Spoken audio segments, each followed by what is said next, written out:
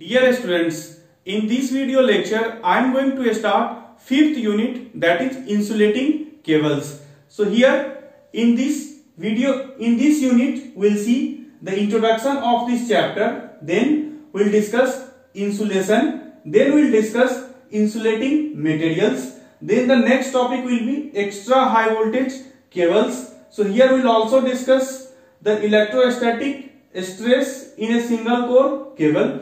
Then we'll discuss grading of cables. Then insulation resistance of the cable will be discussed. Then we'll discuss the capacitance of single core and 3-core cable.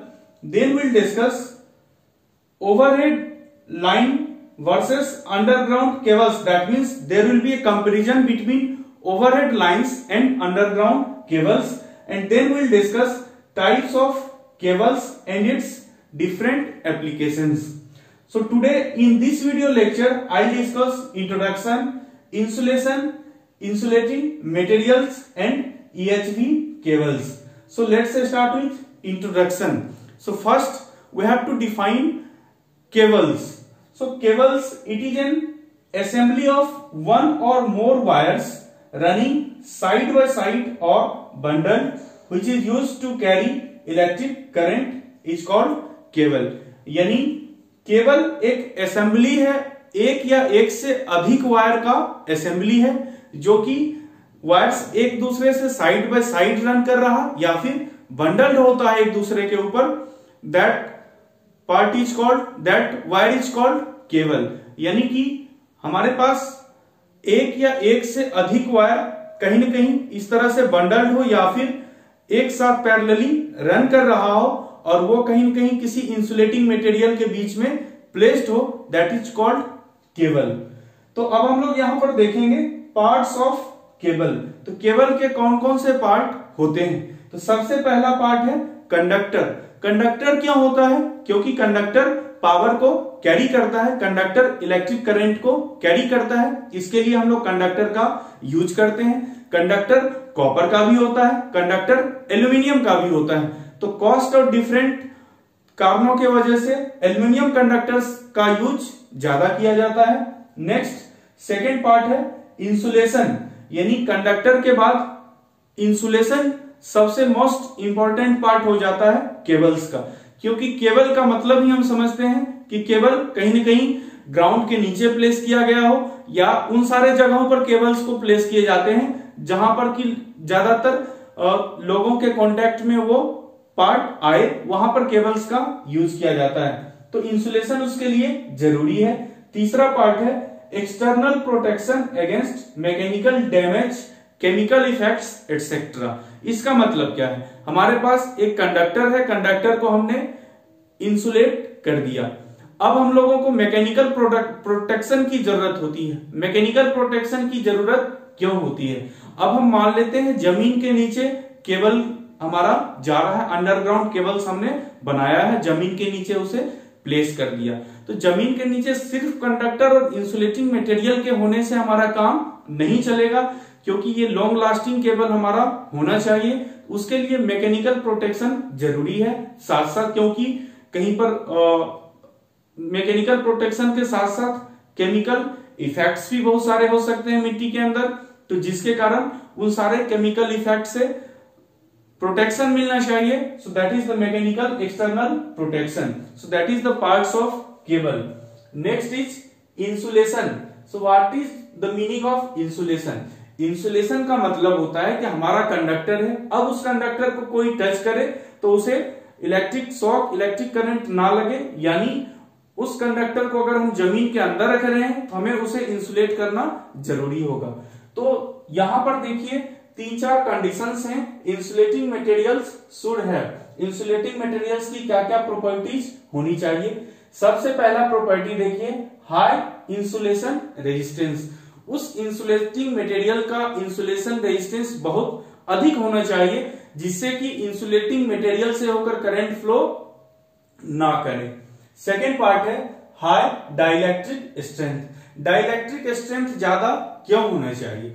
क्योंकि जब हमारा cable है तो cable यानी conductor है, उस conductor electric current carry कर रहा है, यानी कंडक्टर के आउटसाइड क्या होगा, कंडक्टर के आउटसाइड इलेक्ट्रिक फील्ड होगा, कंडक्टर के आउटसाइड पोटेंशियल ग्रेडियंट होगा, तो इसलिए उसका डाइलेक्ट्रिक स्ट्रेंथ ज्यादा होना चाहिए।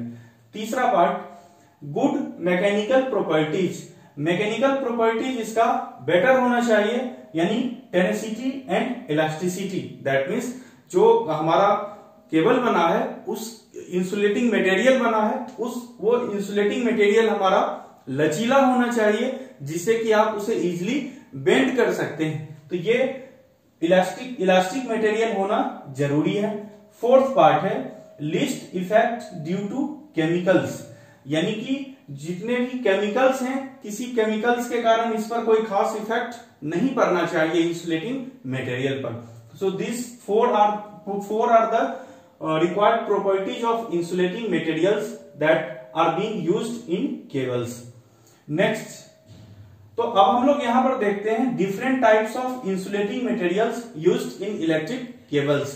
तो इलेक्ट्रिक केबल्स में कौन कौन से डिफरेंट टाइप्स के इंसुलेटिंग मटेरियल्स यूज किए जाते हैं। सबसे पहला है वल्केनाइज्ड रबर, दूसरा है पॉलीविनाइल क्लोराइड पीवीसी, तीसरा है पॉलीथीन, चौथा है इम्प्रेग्नेटेड पेपर। तो सबसे पहले वल्केनाइज्ड रबर को देखते हैं। वल्केनाइज्ड रबर क्या है? तो वल्केनाइज्ड रबर को देखने से पहले हम लोग रबर के बारे में जान लेते हैं, रबर की क्या प्रॉपर्टी होती है और रबर में क्या दिक्कतें आती है जिसके कारण वल्केनाइज्ड रबर का यूज किया जाता है। देखिए, rubber is highly insulating in its natural form. Rubber अपने नेचुरल फॉर्म में बहुत ही अधिक इंसुलेटिंग मटेरियल है, but it absorbs moisture and gets oxidized into resinous material। यानी ये रबर क्या होता है, रबर मॉइस्चर को एब्जॉर्ब करता है, बहुत रेपिडली मॉइस्चर को एब्जॉर्ब करता है, और जब मॉइस्चर को एब्जॉर्ब करता है तो ये ऑक्सीडाइज हो जाता है, और ऑक्सीडाइज होने के बाद रेजिनस मटेरियल के रूप में ट्रांसफॉर्म हो जाता है। रेजिनस मटेरियल का मतलब होता है कि आप वेट मटेरियल टाइप का आप जनरली कुछ प्लांट्स में देखते होंगे, कुछ प्लांट्स में कुछ प्लांट्स के पास कुछ मटेरियल्स जमा हो जाता है, वो बहुत ही वेट मटेरियल होता है। आपका जिस तरह से अलकतरा होता है, अलकतरा का प्रॉपर्टी आप देखे होंगे, अलकतरा को देखते हैं तो वो भी क्या होता है, उसको आप कहीं कहीं देखेंगे तो वो पिघला हुआ जैसा थोड़ा सा रहता है, तो ठीक उसी तरह का रबर बन जाएगा। तो और उसके बाद वो अपना इंसुलेटिंग प्रॉपर्टी लूज करता है, उसकी इंसुलेटिंग प्रॉपर्टी खत्म हो जाती है, इसलिए रबर को डायरेक्ट यूज नहीं किया जाता है।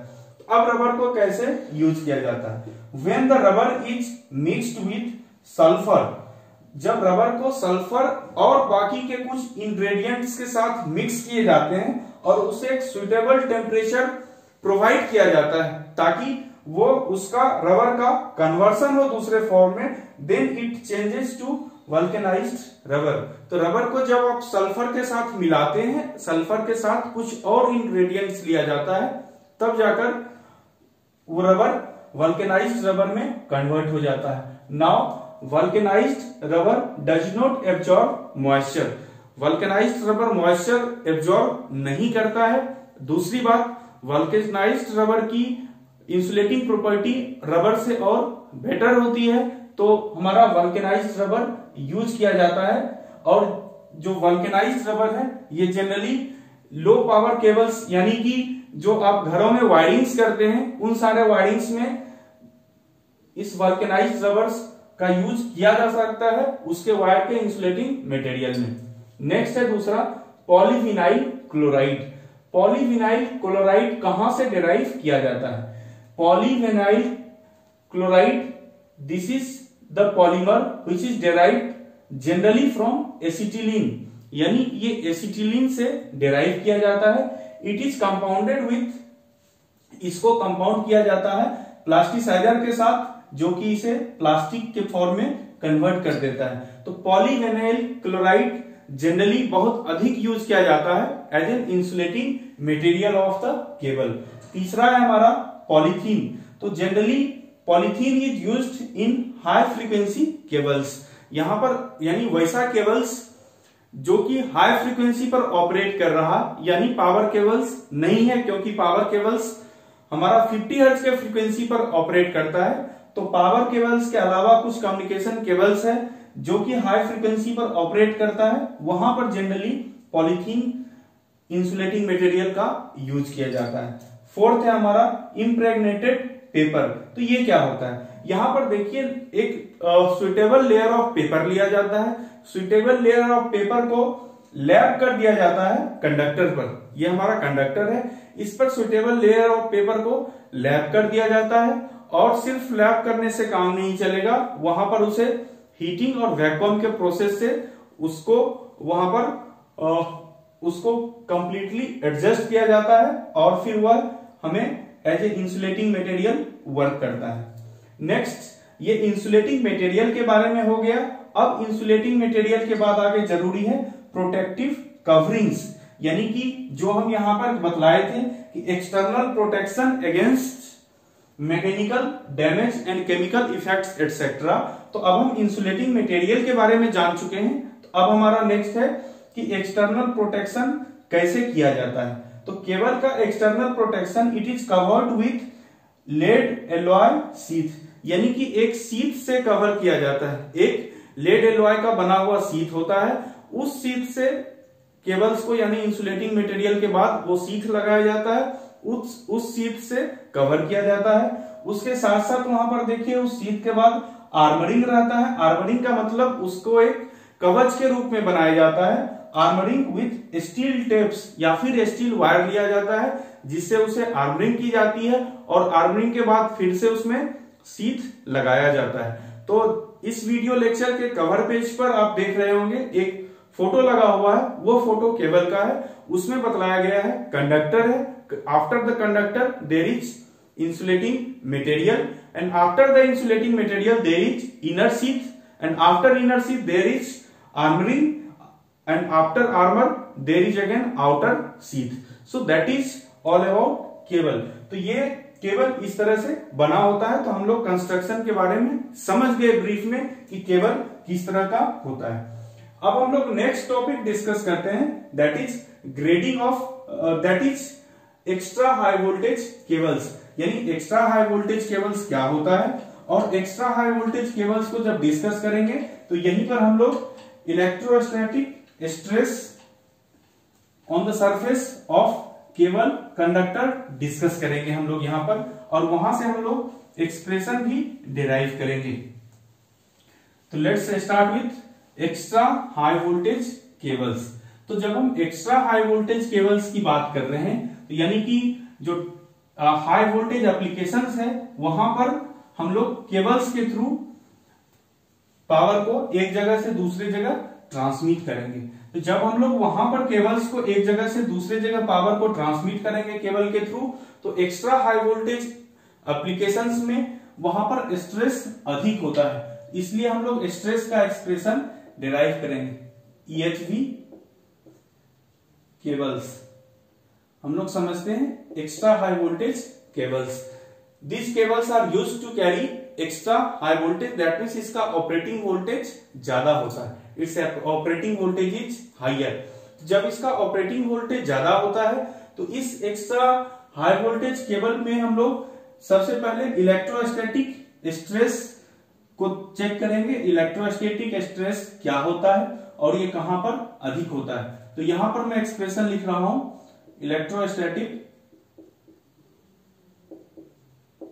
Electrostatic stress in a single core cable. Single core cable का मतलब क्या होता है? आप जब केबल्स को प्रैक्टिकली देखे होंगे तो आपको जनरली सिंगल कोर केबल दिखेगा और दूसरा 3 कोर केबल दिखेगा, यानी RYB, यानी कि एक केबल में 3 कोर आपको मिलेगा, दैट इज 3 कोर केबल। और अगर आप एक सिंगल फेज सप्लाई के लिए केबल यूज कर रहे हैं तो वहां पर एक केबल में आपको सिर्फ और सिर्फ एक कोर ही मिलेगा, यानी एक कंडक्टर जाता है उसमें। और हालांकि वो कंडक्टर भी क्या होता है, वो कंडक्टर बहुत ही स्मॉल वायर्स, बहुत सारे स्मॉल वायर्स से कंपोज होकर बने होते हैं, क्योंकि वहां पर कंडक्टर्स भी क्या होना चाहिए, चूंकि केबल को आपको बेंड करके रखना है तो कंडक्टर भी क्या होना चाहिए, फ्लेक्सिबल होना चाहिए। तो सिंगल कोर केबल को हम लोग समझते हैं, सिंगल कोर केबल में क्या होता है। सबसे पहला पार्ट देखिए, सिंगल कोर केबल है यहाँ पर, तो सबसे पहला पार्ट होगा कंडक्टर। इस कंडक्टर का रेडियस हम लोग आर मान लेते हैं, आर रेडियस का एक कंडक्टर है। Suppose this conductor is copper conductor. तो उसके बाद हम लोग दूसरा क्या करेंगे, इंसुलेटिंग मटेरियल यहां पर देंगे। ये दूसरा हमारा है insulating material, this part is insulating material. और इंसुलेटिंग मटेरियल के बाद तीसरा मैं यहीं पर बना रहा हूं इनर शीथ, यानी मैंने बतलाया था ये इनर शीथ होगा, और इनर शीथ के बाद फिर आर्मरिंग होता है, फिर आउटर शीथ होता है। तो ये हमारा कंडक्टर, दिस इज कंडक्टर। दूसरा हम लोग ये पार्ट जो हमारा है दूसरा, ये है डाइलेक्ट्रिक। यहां पर मैं डाइलेक्ट्रिक इसलिए लिख रहा हूं क्योंकि ये इंसुलेटिंग मटेरियल है। ये क्या है, इंसुलेटिंग मटेरियल। तो इंसुलेटिंग मटेरियल का अपना डाइलेक्ट्रिक स्ट्रेंथ होता है, इस इंसुलेटिंग मटेरियल का अपना परमिटिविटी होता है, इलेक्ट्रिकल परमिटिविटी। तो ये है यहां पर डाइलेक्ट्रिक, और ये हमारा इनर शीथ, इनर शीथ। तो हम मान लेते हैं कंडक्टर का रेडियस आर है और इनर शीथ का रेडियस कैपिटल आर है। यहां मैं लिख रहा हूं radius of conductor,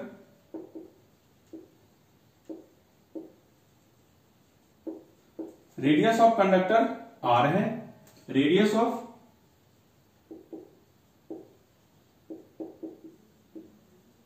inner sheath ये है capital R.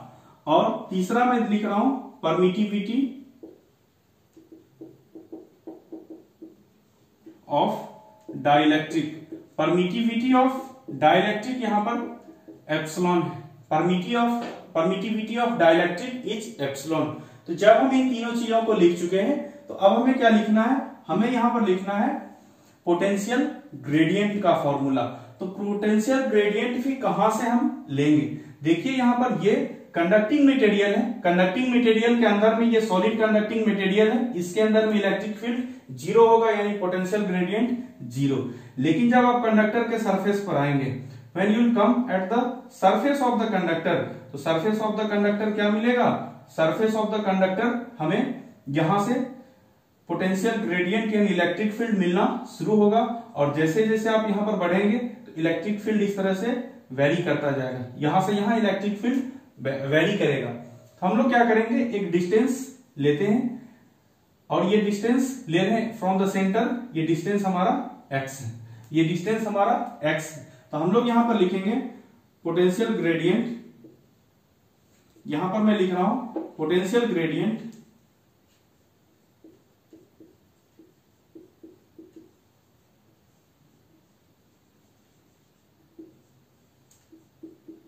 Potential gradient eight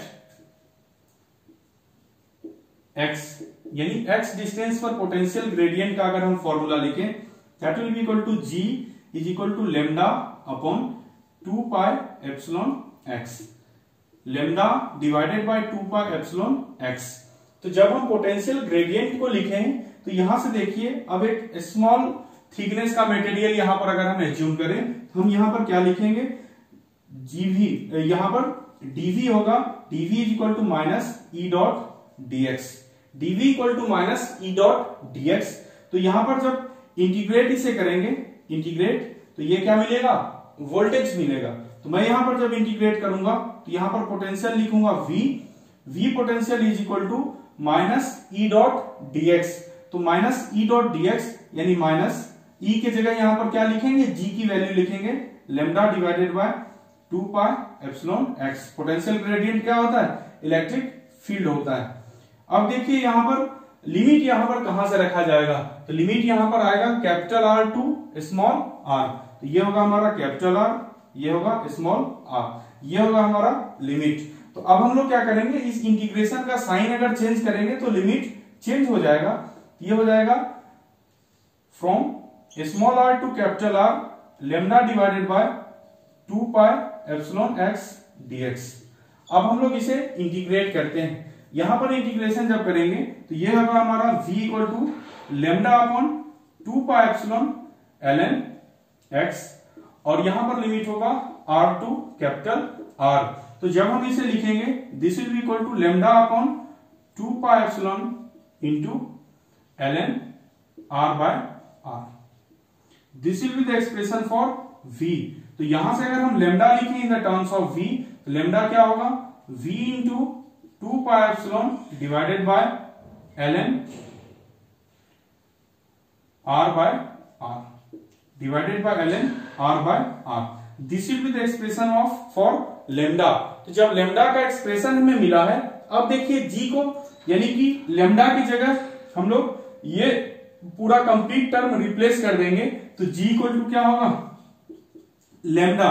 तो लेमडा की जगह हम ये कंप्लीट टर्म लिखेंगे v into 2 pi epsilon divided by ln d by r ln r by r divided by ये टर्म होगा 2 पाई एप्सिलॉन x। तो यहां पर 2 पाई एप्सिलॉन कैंसिल आउट हो गया, तो यहां से हम लिखेंगे from here g can be written as g। अब देखिए v divided by x ln r by r, ये हो जाएगा g equal to v divided by x ln r by r। ये रहा हमारा ग्रेडियंट का फॉर्मूला। अब हम लोग देखते हैं कि जो ये x डिस्टेंस है, ये x डिस्टेंस कहां से कहां वेरी कर रहा है, from small r to capital R। ये है स्मॉल r और ये है कैपिटल R। तो यहां पर देखिए जब r small r, when you put x equal to small r, तो उस समय न्यूमरेटर कम होगा यानी डिनोमिनेटर कम होगा, यानी g की वैल्यू सबसे अधिक होगी। और जब हम लोग कैपिटल R करेंगे तो कैपिटल R के टाइम पर g क्या होगा मिनिमम होगा। तो यानी हम क्या समझ सकते हैं कि सबसे अधिक ग्रेडियंट हमें at the surface of conductor मिल रहा है। तो अगर हम Gmax लिखें, Gmax is equal to v divided by r ln r by r, क्योंकि यहां पर सिर्फ x वेरिएबल है। तो Gmax is equal to v divided by r ln r by r, और यहीं पर अगर G मिन लिखें, G मिनिमम, तो G मिनिमम क्या होगा, G minimum is equal to v divided by capital R into R, capital R into ln R by R। This is the expression for G minimum. तो G minimum और G maximum हम ये दोनों expression लिख चुके हैं। अब देखिए यहां पर G मैक्सिमम, तो यानी सरफेस पर हमें सबसे अधिक ग्रेडियंट मिल रहा है, और जैसे जैसे आप सरफेस से दूर जा रहे हैं तो ग्रेडियंट कम हो रहा है, और यहां पर आपको शीट पर, इनर शीट के पास ग्रेडियंट मिनिमम मिला है। तो अब ग्रेडियंट अधिक या ग्रेडियंट कम होने का मतलब क्या है? ग्रेडियंट अधिक होने का मतलब मटेरियल पर जो डाइलेक्ट्रिक मटेरियल आप यूज कर रहे हैं, इस डाइलेक्ट्रिक मटेरियल का इस पॉइंट पर स्ट्रेस सबसे अधिक होगा और इस पॉइंट पर स्ट्रेस सबसे कम होगा। तो अब जब हम जो डाइलेक्ट्रिक मटेरियल डिजाइन करेंगे, जो इंसुलेटर हम डिजाइन करेंगे, that insulator should withstand the highest maximum dielectric stress. यानी जब हम इंसुलेटिंग मटेरियल डिजाइन करेंगे तो इंसुलेटिंग मटेरियल, मान लो यहां पर डाइलेक्ट्रिक स्ट्रेस है 10 kV पर सेंटीमीटर, मान लो यहां सरफेस है, यहां है 10 kV पर सेंटीमीटर, और यहां पर क्या है 15 kV पर सेंटीमीटर है। तो हमें जो डाइलेक्ट्रिक मटेरियल डिजाइन करना पड़ेगा, इंसुलेटर डिजाइन करना पड़ेगा, वह इंसुलेटर किसके हिसाब से डिजाइन करना पड़ेगा? That should be designed with, that should withstand 15 kV पर सेंटीमीटर। तो वो मैक्सिमम स्ट्रेस को के हिसाब से हमें डिजाइन करना पड़ेगा। क्लियर?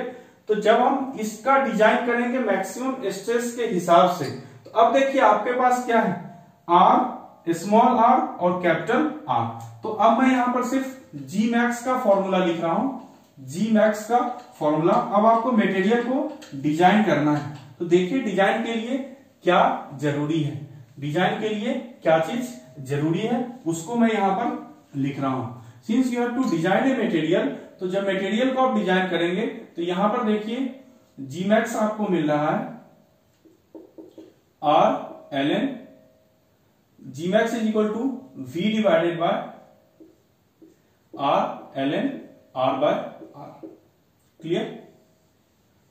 अब देखिए यहां पर आर है और दूसरा कैपिटल आर है, तो यहां पर देखिए आर और कैपिटल आर को आप अपने हिसाब से चुन सकते हैं, यानी कि आर तो हमारा फिक्स रहेगा, रेडियस ऑफ द कंडक्टर हमारा फिक्स रहेगा, लेकिन जो इंसुलेटिंग मटेरियल आप यूज कर रहे हैं उस इंसुलेटिंग मटेरियल का वैल्यू मान लो अभी आप ये वेरिएबल है, अब आप इसे आर को मान लो चेंज कर रहे हो, तो अब आर का क्या वैल्यू होना चाहिए जिससे कि ये जी मैक्स जो है, ये जी मैक्स मान लो यहाँ 15 केवी पर सेंटीमीटर आ रहा था, तो अब जी मैक्स कम से कम जी मैक्स हो, यानी अब आपको जी मैक्स को मिनिमाइज करना है, यू हैव टू मिनिमाइज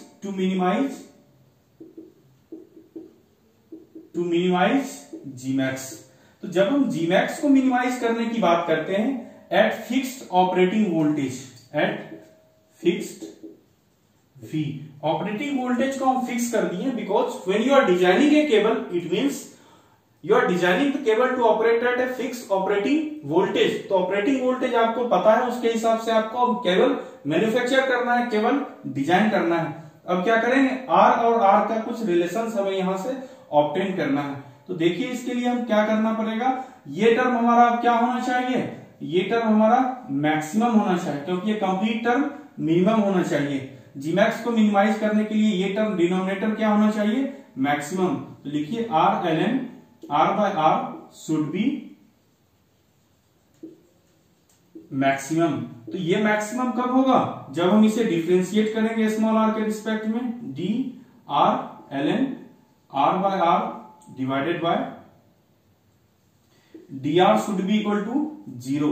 तो जब हम इसे डिफ्रेंशिएट करेंगे पहली बार में हम इसको कांस्टेंट मान ले रहे हैं, ये होगा L N R by R into R का डिफरेंशिएशन क्या होगा 1 हो जाएगा, प्लस अब हम लोग आर को कांस्टेंट मान रहे हैं, इसका डिफरेंशिएट करेंगे L N R by R, तो स्मॉल आर के रिस्पेक्ट में डिफरेंशिएट करेंगे तो ये क्या हो जाएगा 1 डिवाइडेड बाय आर, यानी इसे लिखेंगे R divided by capital R into, अब देखिए जो दूसरा टर्म आएगा अब इस पार्ट को डिफरेंशिएट करेंगे, इस पार्ट को जब आप डिफरेंशिएट करोगे तो ये क्या होगा minus capital R divided by R square that will be equal to 0। यहां पर देखिए R square cancel out, R और आर कैंसिल आउट हो गया, ये हो गया L N R by R minus 1 is equal to 0।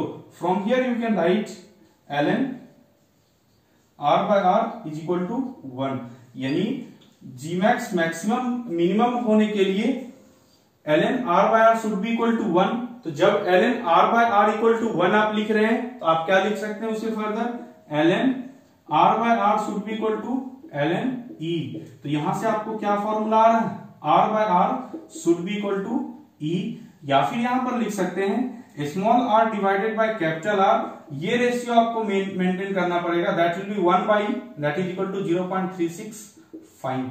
तो small R divided by capital are का रेशियो 0.365 होना चाहिए जब आप डिजाइन कर रहे हैं केबल को। तो केबल को डिजाइन करने के लिए आपको यहां पर ऑप्टिमाइज करना जरूरी होता है किसी चीजों को, क्योंकि आप इससे अगर अधिक मटेरियल यूज कर रहे हैं तो उसका कोई मतलब नहीं है, आपको कॉस्ट उतना ही इन्वेस्ट करना है, मिनिमम कॉस्ट आप इन्वेस्ट करें किसी चीजों पर। इसके लिए आपको क्या होना चाहिए, R by R should be equal to 0.365 या फिर capital R by R should be equal to E. तो यहां पर देखिए कि इस पार्ट पर हमारा मैक्सिमम स्ट्रेस हुआ था जी मैक्स, ये था जी मैक्स, और यहां से सरफेस की तरफ जाए थे ये हुआ था आपका मिनिमम, ये हुआ था जी मिनिमम। तो ये जी मैक्स था और ये जी मीन था। कुछ बुक में आपको वेरिएशन यहां से मिलेगा, दैट इज रॉन्ग, क्योंकि यहां पर आप इलेक्ट्रिक फील्ड है नहीं, इलेक्ट्रिक फील्ड हमारा सरफेस कंडक्टर के सरफेस से स्टार्ट हो रहा है और उससे आगे जा रहा है, इलेक्ट्रिक फील्ड हमारा घटता जा रहा है, तो ये डेराइवेशन होना चाहिए। तो अब मैं यहां पर एक ग्राफ ड्रॉ कर रहा हूं, वो ग्राफ है जी वर्सेस आर बाय आर। तो देखिए इसको हम लोग ड्रॉ कर रहे हैं, y एक्सिस पर g को लेंगे, x एक्सिस पर r बाय r को लेंगे। तो देखिए ये है हमारा 0, यहां पर ये आएगा हमारा क्रिटिकल पॉइंट दैट इज 0.365, इसको मैं थोड़ा और यहां शो कर रहा हूं, दिस पॉइंट इज 0.365, तो 0.365 के करस्पॉन्डिंग क्या होगा स्ट्रेस, ये जो Gmax है, ये Gmax यहां पर मिनिमम होगा और उससे पहले क्या होगा Gmax ज्यादा होगा और इसके बाद भी Gmax क्या होगा ज्यादा होगा। तो जो हमारा ये रीजन है पूरा, ये रीजन हमारा आता है stable region and this region is unstable, यानी आपको इस रीजन में काम करना है, दूसरा रीजन में अनस्टेबल रीजन आता है। क्लियर? तो ये रहा हमारा Gmax का ग्राफ। तो अब हम लोग इस Gmax को समझ चुके हैं। तो अब देखिए यहां पर दूसरी बात, एक चीज और यहां पर ध्यान देने वाली बात है कि ये रहा हमारा G का graph, this is the graph of G। तो जब हम दूसरा बात जो हमारा ध्यान देने वाली बात है, आपने देखा कि ये कंडक्टर है, कंडक्टर के सरफेस यहां पर मैक्सिमम G है, यहां पर G अधिक है और जैसे इसे दूर जा रहे हैं यहां पर आ रहे हैं, यहां पर G कम है, यहां पर G मिनिमम है। तो यहां मान लो 10 kV पर 15 kV पर सेंटीमीटर है, तो यहां है आपका 10 kV पर सेंटीमीटर। ये बीच में पूरा डाइलेक्ट्रिक मटेरियल का आपने यूज किया है। तो जब आप देखेंगे दूसरे तरीके से तो आपको यहां पर समझ में आएगा कि यही डाइलेक्ट्रिक मटेरियल यूज कर रहे हैं हम, यहां पर डाइलेक्ट्रिक स्ट्रेंथ अधिक है, 15 kV पर सेंटीमीटर है, यहां पर 10 kV पर सेंटीमीटर है। जो एक थिकनेस का हम डाइलेक्ट्रिक मटेरियल बनाए हैं, तो डाइलेक्ट्रिक मटेरियल तो हमने बना दिया, तो हमने 15 kV पर सेंटीमीटर के हिसाब से बनाया, लेकिन इधर जब बढ़ रहे हैं तो स्ट्रेस कम है। तो हम ये कह सकते हैं कि जो डाइलेक्ट्रिक मटेरियल पर इतना कॉस्ट आपने इन्वेस्ट किया है, वो कॉस्ट आप देख रहे हैं इधर तो यूटिलाइज ही नहीं हो रहा है, इधर कम स्ट्रेस है तो उस मटेरियल तक यूटिलाइज नहीं हो पा रहा है। यहाँ पर 10 kV पर सेंटीमीटर ही हमने पूरे पार्ट डिजाइन कर दिया था, हमने पूरा पार्ट डिजाइन किया था 15 kV पर सेंटीमीटर के हिसाब से, तो यानी कि फुल्ली यूटिलाइज नहीं हो पा रहा है। तो फुल्ली यूटिलाइज जब नहीं होगा तो हमारा नेक्स्ट टारगेट क्या होगा, चूंकि आप इंजीनियर हैं तो आप एक ऐसा मटेरियल बनाइए जो कि फुल्ली यूटिलाइज हो, यानी उस मटेरियल के लिए हर जगह इक्वल स्ट्रेस मिले। तो उसके लिए आगे ग्रेडिंग ऑफ केबल किया जाता है, जो ग्रेडिंग ऑफ केबल हम लोग नेक्स्ट लेक्चर में डिस्कस करेंगे। Grading of cable, that is also very important topic, from there again you can expect a question in any competitive examination. तो अब हम लोग एक न्यूमेरिकल क्वेश्चन डिस्कस करते हैं इसी पार्ट पर। यहाँ पर जो हमने एक्सप्रेशन ड्रॉ की लिखा है, इस एक्सप्रेशन के बेसिस पर एक क्वेश्चन हम लोग डिस्कस करते हैं, न्यूमेरिकल क्वेश्चन। और इस तरह के क्वेश्चंस आपको सेमेस्टर एग्जामिनेशन में भी न्यूमेरिकल क्वेश्चन पूछे जाएंगे, जो मैं यहाँ पर डिस्कस कर रहा हूं। तो दिया गया है क्वेश्चन में, determine, it is given that determine the economic overall diameter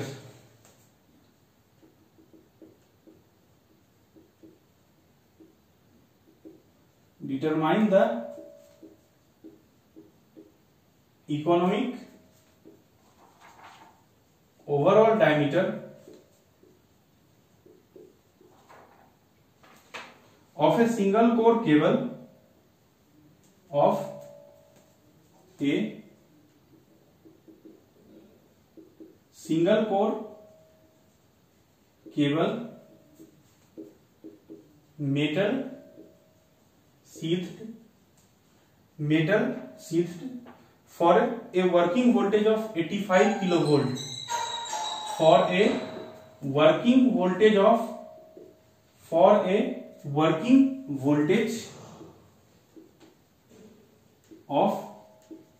85 kilovolt, for a working voltage of 85 kilovolt.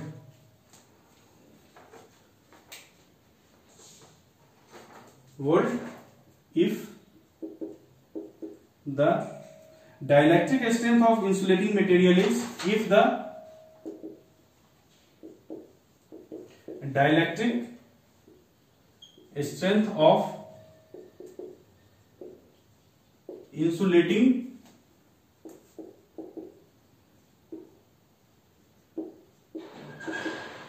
material is 65 kV per centimetre, 65 kV पर सेंटीमीटर। तो आइए इसको हम कैसे कैलकुलेट करें। हमें पता करना है इकोनॉमिक ओवरऑल डायमीटर हमें पता करना है सिंगल कोर केबल का, जिसमें कि दिया गया है ऑपरेटिंग वोल्टेज 85 kV है। Come to solution, V is equal to 85 kV. Next it is given that if the dielectric strength of insulating material is 65 kV per centimeter, तो dielectric strength of insulating material की जब हम बात करते हैं तो dielectric strength of insulating material किसके बराबर होता है, Gmax के बराबर। तो Gmax हमें दिया गया है, Gmax इज गिवन 65 kV पर सेंटीमीटर। तो हम लोग क्या फॉर्मूला जानते हैं, Gmax is equal to V divided by R ln R by. तो हम लोग Gmax जान रहे हैं, Gmax है 65 kV पर centimetre is equal to 85 kV divided by R ln R by R। अब देखिए यहां पर ये पर सेंटीमीटर है, इसे पर सेंटीमीटर में ही रहने देते हैं क्योंकि रेडियस क्या होता है, रेडियस सेंटीमीटर में लिया जाता है। तो यहां से अगर आप देखें हमें मिल रहा है R ln R by R is equal to 85 divided by 65 that means 1.3। R ln R by R is equal to 85 by 65 that is equal to 1/3। तो अब हमें R ln R by R हो चुका है, बट अब हम क्या जानते हैं, वी हैव टू डिजाइन। यहां पर क्या करना है, इकोनॉमिक डिजाइन होना चाहिए, इकोनॉमिक डिजाइन। तो जब हम इकोनॉमिक डिजाइन की बात करते हैं तो उस समय क्या होना चाहिए, ln R by R should be equal to 1, ln R by R should be equal to 1। तो जब ln R बाय R 1 होता है तो यहां से क्या होगा, ये पार्ट 1 हो जाएगा, hence R will become equal to 1.3, ये सेंटीमीटर में आएगा, R विल बिकम 1.3 सेंटीमीटर। अब पूछा जा रहा है overall diameter of the cable. तो ओवरऑल डायमीटर का मतलब क्या है, कैपिटल R कैलकुलेट करेंगे और कैपिटल R को हम 2 से मल्टीप्लाई कर देंगे, दैट विल बी डायमीटर। तो कैपिटल R के लिए क्या करना पड़ेगा, हमें लिखना पड़ेगा, ये देखिए ये हमारा R by R should be equal to E, that means R should be equal to R into E, यानी 1.3 इंटू E, 1.3 इंटू E। तो यहां से डायमीटर अगर हम लिखें डायमीटर, तो diameter will be equal to how much, it is equal to 2R, तो that means 2.6 into E। तो यहां से वैल्यू आपको मिलेगा 7.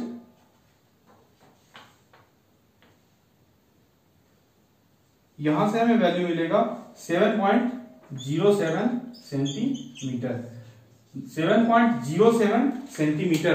तो 7.07 centimetre will be the final answer of this question, that will be the overall diameter. तो आपने आज देख लिया कि किस तरह से केबल को जब आप डिजाइन करेंगे तो वहां पर साइज को किस तरह से ऑप्टिमम साइज आपको केबल का रखना है जिससे कि कॉस्ट मिनिमम हो। तो नेक्स्ट वीडियो लेक्चर में हम लोग अब डिस्कस करेंगे ग्रेडिंग ऑफ केबल्स।